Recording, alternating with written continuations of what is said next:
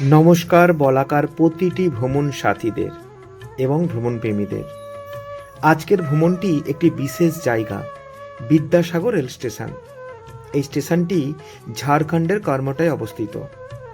শুধু এটি সাধারণ রেল স্টেশন নয়, এটি জড়িয়ে আছে মহান শিক্ষাবিদ ও সমাজ সংস্কারক ঈশ্বরচন্দ্র বিদ্যাসাগরের স্মৃতির সাথে। জীবনের শেষ পর্বে তিনি এই কর্মটাতেই বসবাস করতেন এবং এখান থেকেই সমাজসেবামূলক কাজ চালিয়ে গিয়েছিলেন।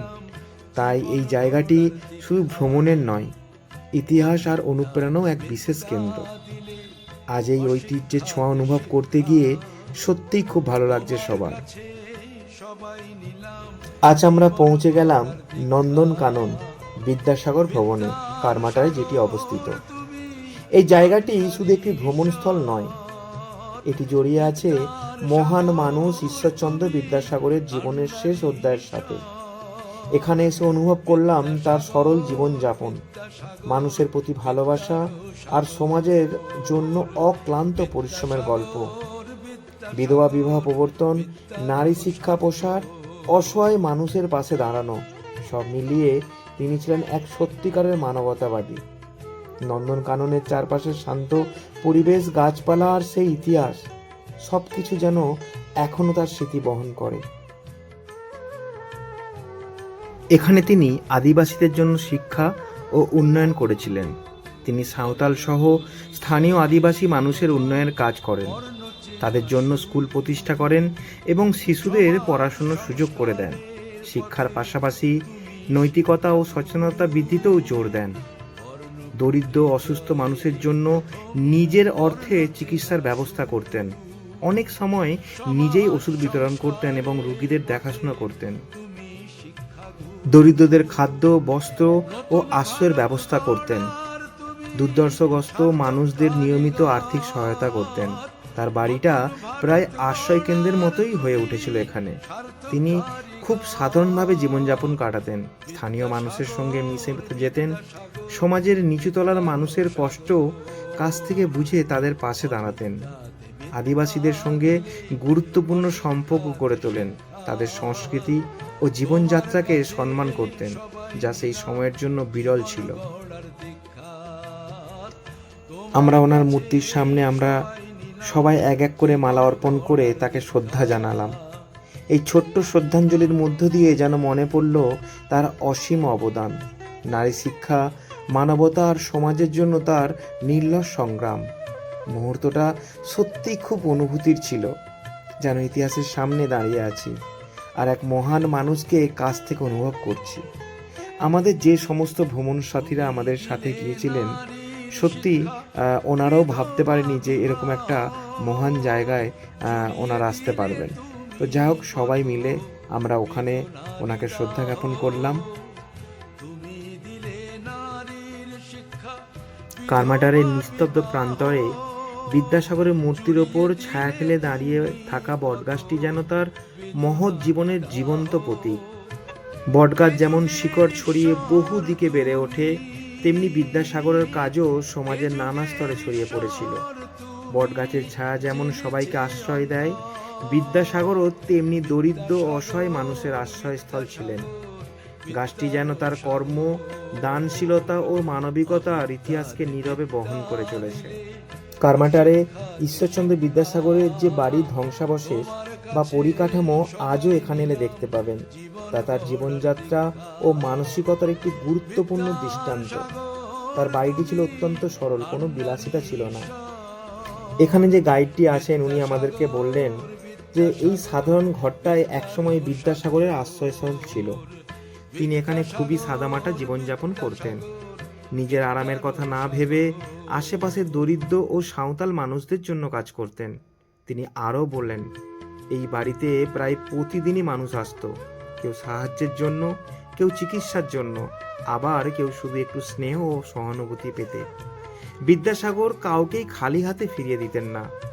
আমাদেরকে আরও বললেন, এই জায়গাগুলোতেই তিনি বসে মানুষের সঙ্গে কথা বলতেন, তাদের দুঃখ কষ্ট শুনতেন। বাড়িটি শুধু একটি বাসস্থান ছিল না, এটি ছিল এক প্রকার মানব সেবার কেন্দ্র। সবশেষে আমাদেরকে বললেন, এখানকার প্রতিটি ইট, প্রতিটি গাছ আজও সাক্ষী হিসেবে দাঁড়িয়ে আছে। বিদ্যাসাগর শুধু একজন পণ্ডিত ছিলেন না, তিনি ছিলেন গরিব মানুষের ভরসা।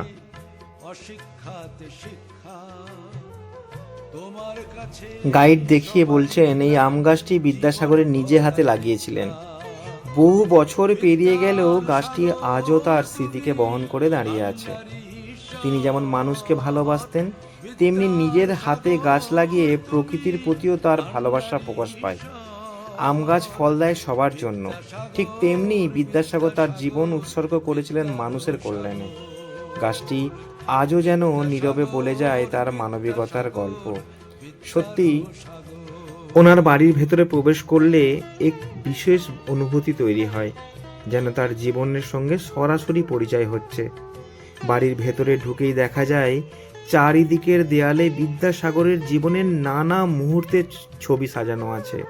তার শৈশব, কর্মজীবন, সমাজসেবা সব কিছুরই চিত্র সেখানে ফুটে উঠেছে।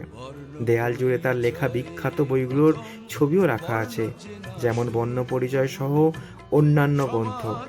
এগুলো দেখে বোঝা যায় তিনি কিভাবে শিক্ষা বিস্তারের জন্য নিজের জীবন উৎসর্গ করেছিলেন। এছাড়াও সেখানে তার ব্যবহৃত কিছু জিনিসপত্র, স্মারক ও নথিপত্র সংরক্ষিত আছে, যা তার সরল জীবনযাত্রার পরিচয় দেয়। প্রতিটি জিনিস যেন তার ব্যক্তিত্বের একটি দিক তুলে ধরে। ঘরের ভেতরের পরিবেশ খুবই শান্ত ও শ্রদ্ধাময়। মনে হয় এই জায়গাটিতে এখনো তার উপস্থিতি রয়েছে। প্রতিটি ছবি ও প্রতিটি বই যেন দর্শনার্থীদের মনে করিয়ে দেয় তিনি শুধু একজন পণ্ডিত নন, তিনি ছিলেন একজন মহান মানবিকতাবাদী। এখানকার ছবিগুলোর মধ্যে বিভিন্ন দিক ফুটে তোলা হয়েছে। শিক্ষাবিদ, সমাজ সংস্কারক, মানবপ্রেমী, সব আলাদা আলাদাভাবে। ঘরের সাজসজ্জা খুবই সাধারণ। এতে বোঝা যায় তিনি বিলাসিতা পছন্দ করতেন না, বরং জ্ঞান ও মানুষের সেবাকেই বেশি গুরুত্ব দিতেন। পুরানো নথি, চিঠি বা তথ্যফলকে দেখলে মনে হয় যেন সেই সময়কার সমাজ ব্যবস্থার একটি ছবি চোখের সামনে ভেসে উঠছে। ভেতরে একটা শান্ত পরিবেশ আমাদের ভ্রমণ সাথীরা দেখে সত্যি খুব জীবনে যে এটা এখানে আসা একটা দরকার ছিল, সেটা আমাদেরকে বলছে যে একবার হলেও বাঙালির অন্তত এখানে অবশ্যই একবার আসা দরকার।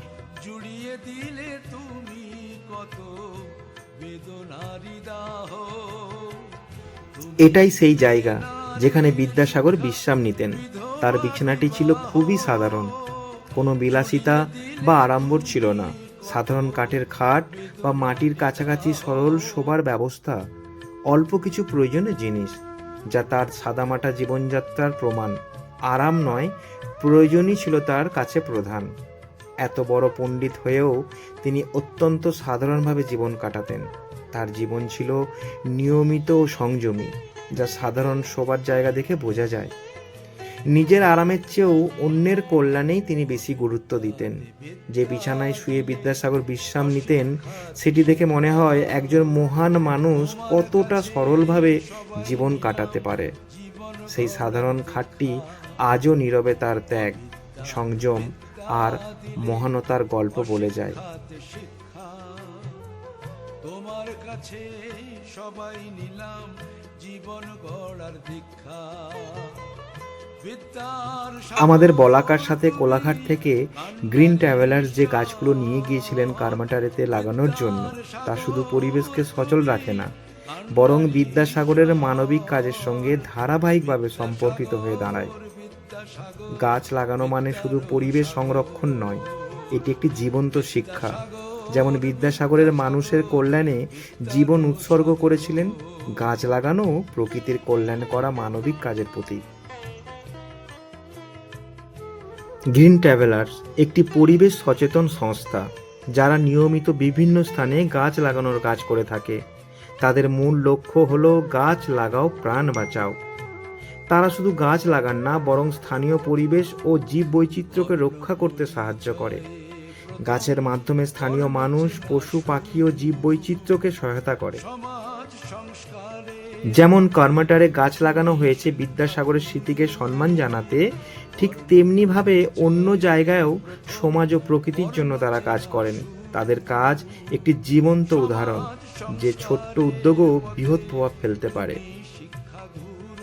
গ্রিন ট্রাভেলার সবসময় নানা জায়গায় গাছ লাগানোর মাধ্যমে প্রকৃতির প্রতি দায়িত্ব পালন করে।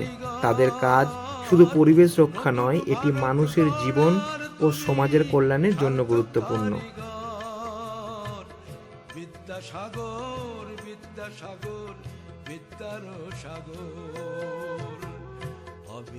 এই কারমাটারে শান্ত পরিবেশে আমরা দুপুরের খাবারের জন্য বসলাম। চারপাশে সবুজ পরিবেশ, বটগাছ আর বিদ্যাসাগরের স্মৃতিস্থল, সব মিলিয়ে মনে হচ্ছিল যেন প্রকৃতি ও ইতিহাস আমাদের চারিপাশে ঘিরে রেখেছে।